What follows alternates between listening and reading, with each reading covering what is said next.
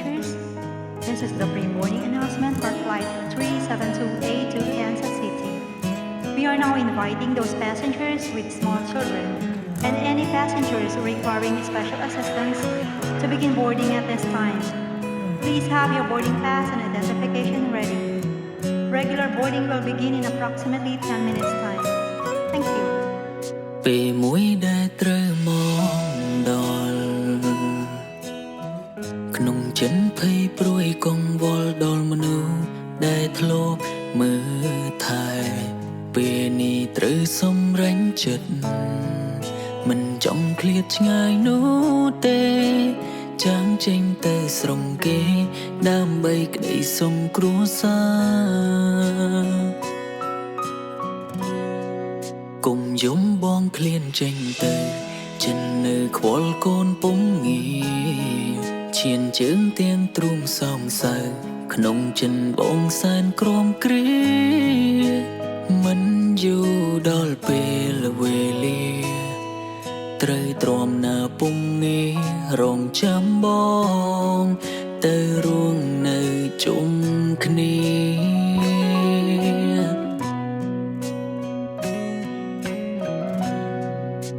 សុំលេងយន្តហងយូពេញបេងដូងទ្រូងបងស្ទើរក្រមព្រោះដល់វេលាសុំលឹងឃើញអូននឹងកូនលើកដៃលាគ្នាអានិនពងងារថែកូនម្នាក់ឯងបងឃ្លានចេញទៅមួយរយ៉ាងហើយគ្មានថ្ងៃចិនណាយពីគ្រួសារឡើយរងចាំថ្ងៃបងត្រឡប់យើងលែងបែកគ្នាហើយជីវិតធូរស្បើយលែងជួបលំបាកថែខ្លួនពេលដែលគ្មានបងទោះបីយើងឃ្លានតែកាយមិនអាចខូចចិត្តបងនៅតែនឹកអ្នកទាំងជានិច្ចទុំទីនេះព្រឹកក្បែរអូនថ្ងៃលិចអូនអើយកុំភ្លេចប្តីស្ងួនម្នាក់នេះ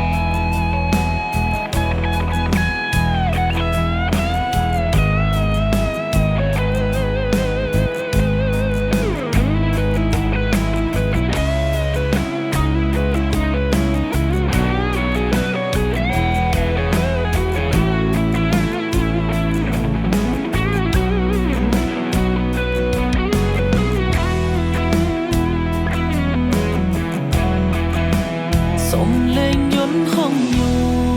ពេញបេងដូងទ្រូងបងស្ទើរក្រមព្រោះដល់វេលាសុំលឹងឃើញអូននឹងកូនលើកដៃលាគ្នាអានិនពងងារថែកូនម្នាក់ឯងបងឃ្លានចេញទៅមួយរយ៉ាងហើយគ្មានថ្ងៃចិនណាយពីគ្រួសារឡើយរងចាំថ្ងៃបងត្រឡប់យើងលែងបែកគ្នាហើយជីវិតធូរស្បើយលែងជួបលំបា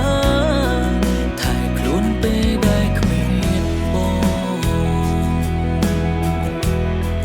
ទោះបីយើងឃ្លានតែកាយមិនអាចខូចចិត្តបងនៅតែនឹកអ្នកទាំងជា